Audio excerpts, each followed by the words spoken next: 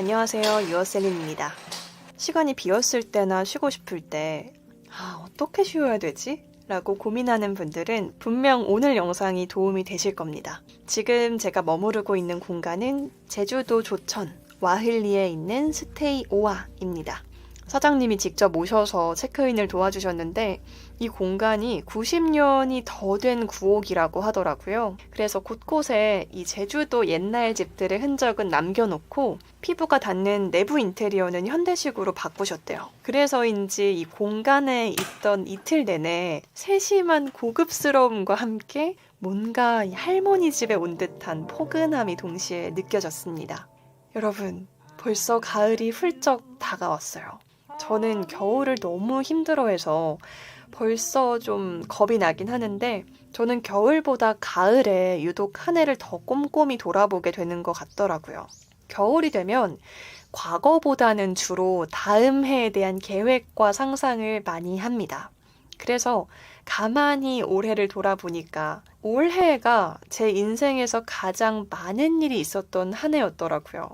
정확하게는 가장 많은 일을 벌인 거죠. 세상에 드러난 일도 있고 구태여 드러내지 않은 일들도 있었습니다. 그 과정들 안에서 저는 사람에 대한 공부를 가장 많이 하게 됐어요. 1년 사이에 제 주변 인물들이 완전히 180도 바뀌었거든요. 이런 사람들이 내 곁에 있다는 게 정말 큰 행운이다 라고 느껴지는 사람도 있고, 이런 사람은 웬만하면 가까이 하지 말아야겠다 라고 느끼는 사람도 있었어요. 두 집단 모두 배울 점이 있는 거잖아요. 오늘은 전자, 내 곁에 있는 게 너무 행운이라고 느껴질 만큼 멋진 어른들에 대한 이야기를 좀 빌려서 해보려고 합니다. 이분들을 말하기 쉽게 감히 정의를 하자면 성공과 인기를 모두 얻은 사람이라고 표현하고 싶어요. 물론 직접적으로 제가 그렇습니다 라고 말씀을 드리면 그 당사자분들은 내가 무슨 이라고 하면서 절대 아니라고 하시겠지만 제 주관적인 기준은 그렇습니다. 아무튼 좀 더 구체적으로 표현하자면 성공은 사회적 인정이고요. 인기는 주변에서 들려오는 평판인 것 같아요. 보통 성공을 한 사람들은 주변에 사람이 많아요. 그 사람한테 얻을 게 많으니까요. 그런 면에서 웬만하면 성공한 사람들은 대중적인 인기는 있다고 생각합니다.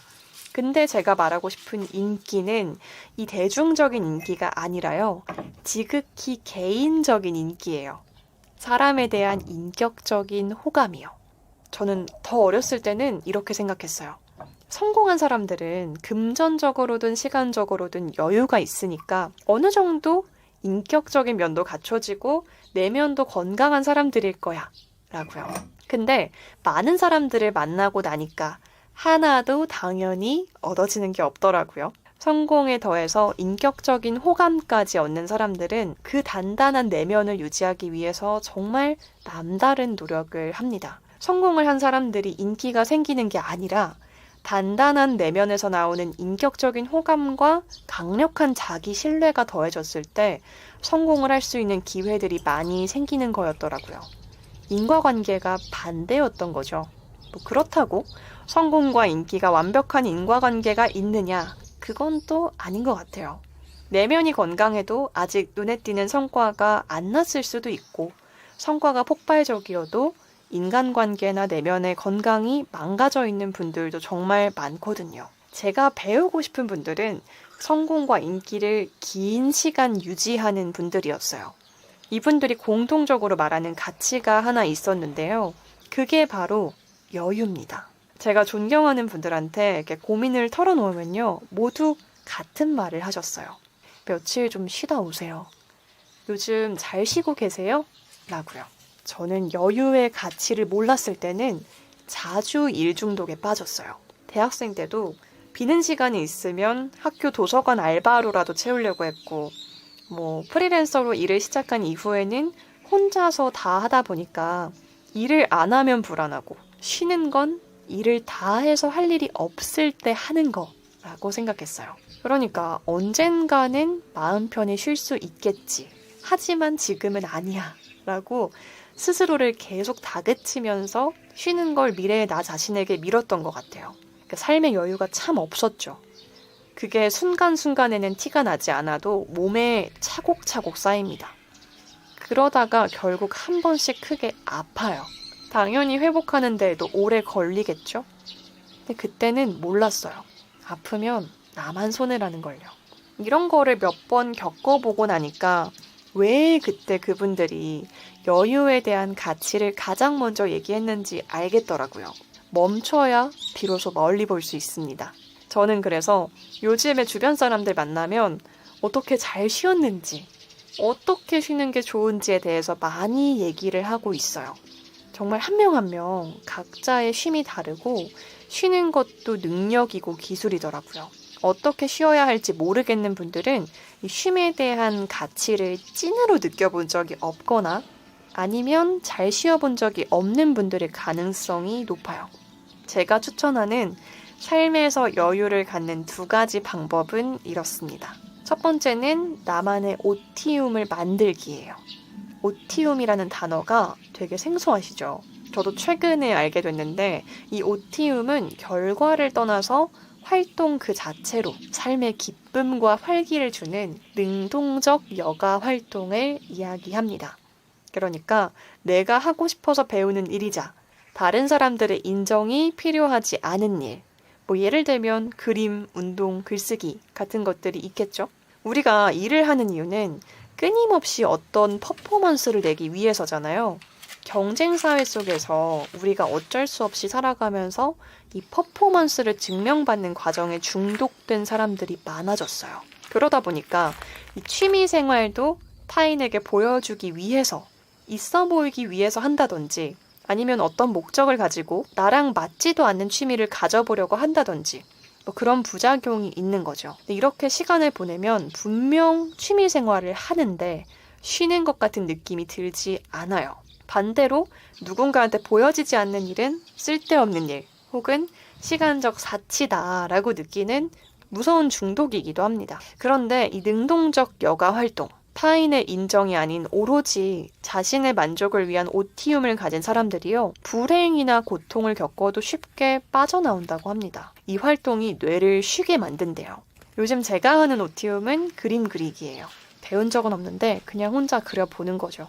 예전에는 뭐 그림을 그리거나 운동을 배우러 가는 게 사치의 영역이라고 생각했어요.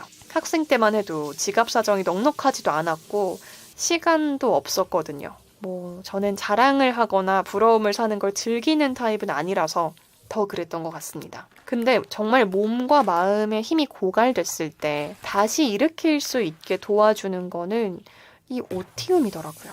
나를 위해서 움직이는 이 행동들이 다시 살아날 힘을 줬습니다. 아무도 보고 있지 않는 줄 알았는데 내가 나를 보고 있었어요. 그리고 나서 알았습니다. 마음의 여유는 생기는 게 아니라 챙기는 거라는 걸요. 2번째는 나만의 루틴을 만드는 거예요. 밀라논나 선생님의 나이트 루틴 영상을 제가 참 좋아하는데요. 선생님의 책 햇빛은 찬란하고 인생은 귀하니까요 까지 읽고 나서 저는 뭘 느꼈냐면 철저한 자기관리에서 나오는 너그러움을 느꼈어요. 저는 이제 사실 루틴 없이는 살 수 없는 몸이 됐거든요. 지금 이 영상에서 보여드리고 있는 것도 매일 아침 하는 것들이에요. 루틴이 강박이 되면 안 되긴 하지만 몸과 정신의 균형을 매일 맞추는 가장 좋은 방법인 것 같습니다. 균형이 맞으면 삶에 여유가 생기더라고요. 이 루틴이 막 10단계 이런 게 아니라요. 정말 짧고 간단해도 괜찮습니다. 포인트는 매일 조금이라도 반복하는 것에 있어요. 이 루틴 자체에 쉼을 넣는 거죠. 저 같은 경우는 아침에 일어나면 기지개를 되게 천천히 꼼꼼하게 펴요. 팔도 늘리고 다리도 쭉쭉 늘리고 허리도 비틀고 손가락 발가락도 움직입니다. 그리고 나서 화장실에 가가지고 폼 클렌징으로 세수를 하고 양치를 해요. 이러면 잠이 빨리 깨기도 하고 이게 아까워서라도 침대에 다시 안 가게 되더라고요. 그 다음은 에어팟을 끼고 아침 5분 명상을 합니다. 꼭 에어팟을 껴야 돼요. 안 그러면 뭐랄까 몰입이 안 된다고 해야 될까? 그 다음에 물을 끓이고 좋아하는 차를 우린 다음에 앉아서 멍 때립니다. 멍. 마지막으로 스케줄러 다이어리를 써요. 다이어리 안에도 사실은 작은 루틴이 있습니다. 이거는 나중에 따로 영상을 만들어서 알려드릴게요. 여기까지 하면 진짜 신기하게요. 늘 정확히 40분이 지나 있어요. 여기에 뭐 그날의 취향에 따라서 뭐가 더해지기도 하고 빠지기도 합니다.